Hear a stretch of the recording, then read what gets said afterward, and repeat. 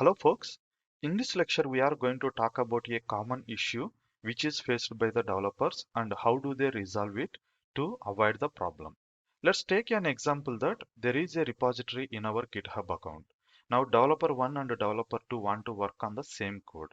So to get that code we need to pull it into our local system, right? For that we can execute a command called git clone so that the code will come into the local system. Now assume that developer 1 has pulled the code. Similar way, even developer 2 also cloning the same repository. At this point of time, everybody have the same piece of code. Now developer 1 and developer 2 start working on this code. Let's assume that developer 1 has updated his code. Now there is some change or variation with the remote repository code. Similar way, even developer 2 also updated his code. Now both the guys have done their own changes to the same repository. Now we need to push this code onto remote repository, right? Now let's say that developer 1 is trying to check in his code onto remote repository. At this point of time, developer 1 can able to check in his code without any issue. Why? Because whatever commit ID on the remote repository and whatever commit ID he was having on local repository, both are same. Now on top of that one, he has done his own commits. So while pushing also, there won't be any problem. Developer 1 can able to update his code with the remote repository. Whereas if developer 2 is trying to update his code onto remote repository, it doesn't take it. Why? Because whenever you have pulled this code from the remote repository, the code what were there in the remote repository and what is there at this point of time, both are different. To avoid this problem, we need to pull the code by using git pull command, pushing our changes or checking in our changes. That is the best practice. Apart from this, we can still use Git branches, which we are going to talk about those in the later part of this course. Let's see this. Let's see this demonstration with practical. So to demonstrate this example, I am taking a repository called test hello. So far we have 12 commits over here. I'm going to clone this repository onto developer 1 system as well as developer 2 system. Let's go to developer 1 system first. Developer 1 system means my local system. I'm under projects directory. Under this, I have one more directory called Java projects. This time I'm going to clone my repository over here. So let's open git bash over here. Okay, so if I do pwd, I'm under Java projects. We have few existing projects over there. Anyway, I'm going to clone my repository, git clone. Let's take the repository. This is the repository and I'm cloning it over here. Alright, developer 1 has been cloned this repository successfully. And if I do ls, we have a test hello. I'm inside to test hello. Similar way, I'm going to clone this repository onto developer 2 system as well. This is developer 2 system. I'm under root directory. I have already few existing repositories. Here I'm going to clone the repository. So even on Linux system or developer 2 system also, I should use the same command. So we are cloning the repository. Now let me go to test hello and clear the screen.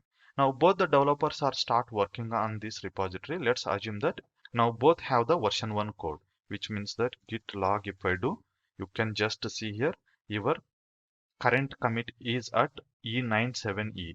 Even here also git log, your current commit is at E97E.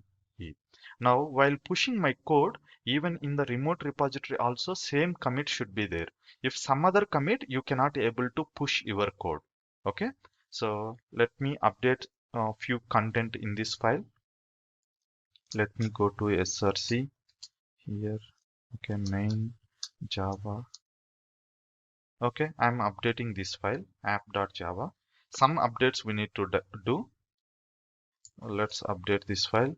Something is there, so I'm just updating it as a welcome to DevOps training is there. This I'm going to change it as a welcome to training. Okay, so I'm just save this file, and if I do git status git add dot, I'm adding this onto local staging area git commit -m updated app.java app.java file. Okay. So I have updated and this has been updated in the local repo. If I do git log, this has been updated in the local repo. Now, if I want to push or if I want to check in this commit onto remote repository, I can do without any issues. Why? Because even my remote repository is still at this version. Okay. So if I go to commits, you can see here at this moment your remote repository also at E97E, that is the commit ID. Even in our developer 1 system also in the same, even in developer 2 system also at the same level. Now what I'm doing is, as a developer 2, I'm also updating this code. Let me do ls and I'm updating only pom.xml file. So here change the snapshot version. This you can understand in my complete DevOps course if you have enrolled. If you enrolled only for the Git course, don't worry, it is just we are updating some content. And save this file and git status. If I do, here I have updated pom.xml and git add. I'm adding my changes to the staging area and git commit -m use updated pom.xml. Okay.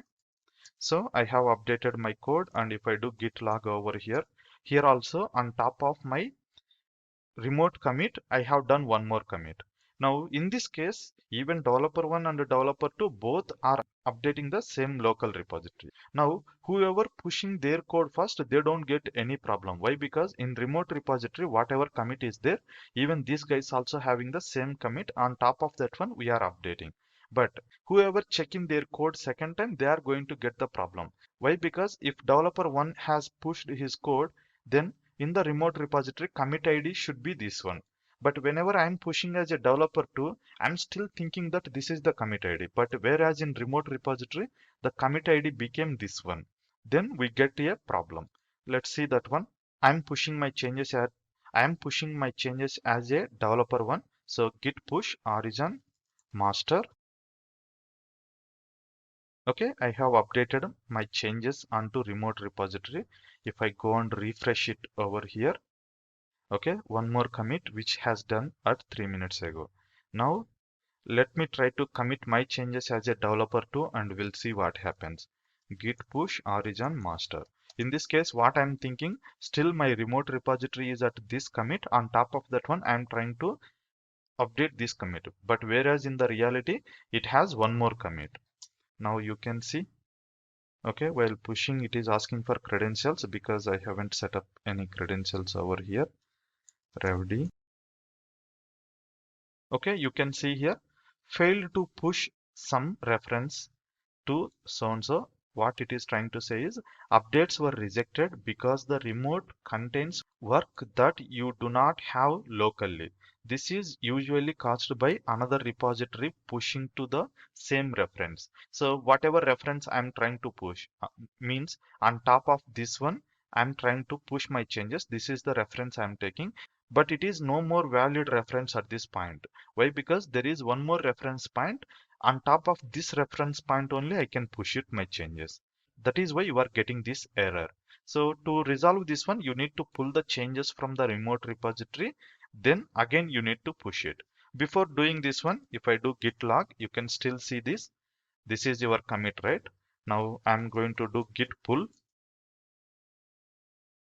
Okay, it is saying that merge branch master from so and so into your local system. Yes, I want to do this is take it as a one more extra commit in your local system. Now it has been updated app.java, and if I do git log, you can see here this is actually your local commit, and this is the remote commit which is pulled from the remote repository.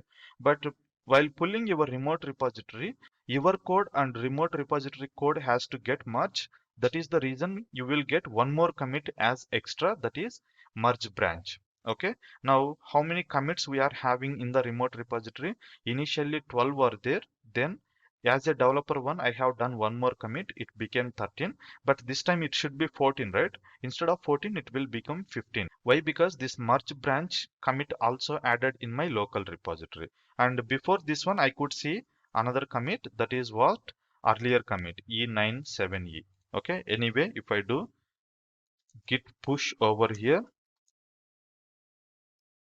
this time it should be pushed into the remote repository. All right, I have successfully pushed my code onto remote repository, and if I just refresh it, this time it should be 15 commits. Okay, if I go to my commits over here, okay, March branch is one more extra commit, and this is as a developer too, I have done this one before that app.java because he has pushed his code prior to my code. That is how you can push your code. But to overcome this problem, we are going to use branches. Most of the cases, developers, they don't commit their changes onto the branch which they are using. As a best practice, instead of doing your changes onto the branch which you pulled from the remote repository, you create your own branch and do the changes. That is how you can avoid these kind of conflicts. Anyway, you are going to understand about Git branches in the later point of time in this course. Thanks for watching and see you in the next lecture.